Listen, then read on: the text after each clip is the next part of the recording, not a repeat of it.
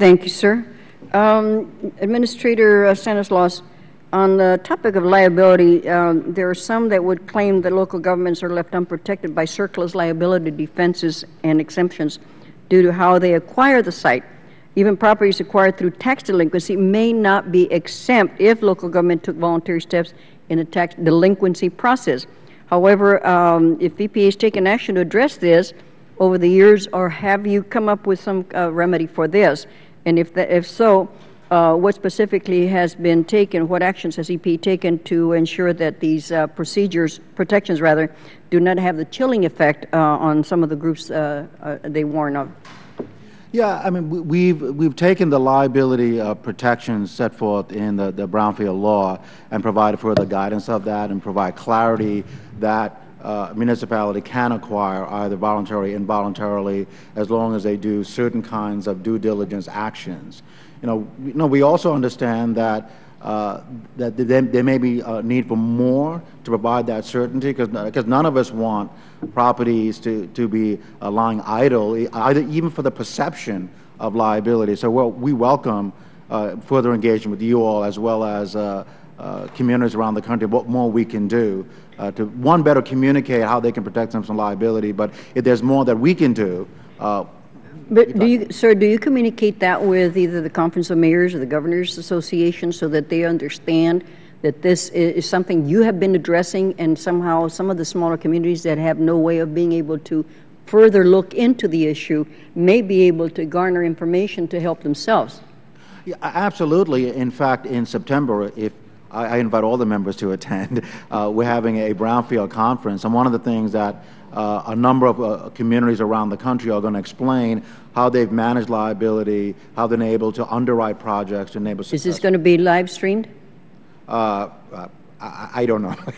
I'll check on that. We need to be able to get all this information. See, everybody thinks that local governments know what's happening here, or what the agency's rules may have now encompassed into helping them. But if we don't get that information to them, we are not able then to get enough information from them how we can help develop the brownfields into productive land. Okay. I look forward to working with you on that, sir. Sure. Then one witness who will be testifying in our second panel indicates we must refocus our efforts in hope of the successful brownfields redevelopment. What it does to broad-based economic opportunity and community revitalization, especially in those in the bottom of our economic stratas, in other words, our poorer areas. So what is EPA doing to ensure that these underserved communities receive their fair share? Not only that, if they're not successful in the first round and they should be able to reapply, do you tell them how to better their ability to be successful in the second round? Sure. We've put in place a broad technical assistance program for that reason, because we've heard from smaller communities, distressed communities, the issue of really identifying how to best put together an application. So we do direct outreach, but we're preventing. How direct, sir? How direct? Because again, I'm going back to being able to ensure that they have ability to know where to find that information. Sure. Whether it's through some of their organizations, the county governments, et cetera.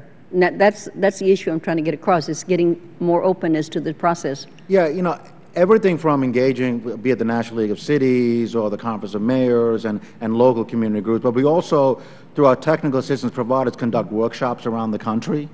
And we also, in some of our contract vehicles, enables direct assistance to actually prepare applications. We can't provide that direct assistance by providing grants to others to help them. So we think that is going a long way of dealing with this issue, because we hear from a lot of small towns that, from budget constraints, that they may not have staff on board to really follow these opportunities. So we completely agree that we need to really invest in the technical assistance for smaller communities. Well, again, sir, I'd love to be able to ensure that we are able to put this in the hands of everybody that would want to patch in, if you will, to any of the online discussion.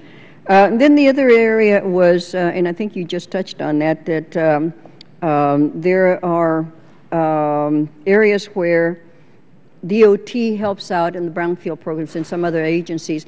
Is there a way to be able to get that information to us and to well, we can disseminate to our areas, but we need to know who the other partners are besides your local government, your county government, and your private parties. Yeah, sure. I will get that to you, and I'll give you one example where we're working with DOT. We have something called the Area-Wide Planning Program, which really was a tool designed to communities that have broad economic distress to enable to conduct infrastructure studies, market studies, and planning studies. Based on that, DOT has built within its program some preferential points for communities who've done that local planning efforts. That's one of the areas that we're collaborating with DOT. Great. Well, that would be something I'd love to see, and I hope that we can get a copy to this committee, subcommittee. Thank you, sir. You're welcome. Yield back. Mr.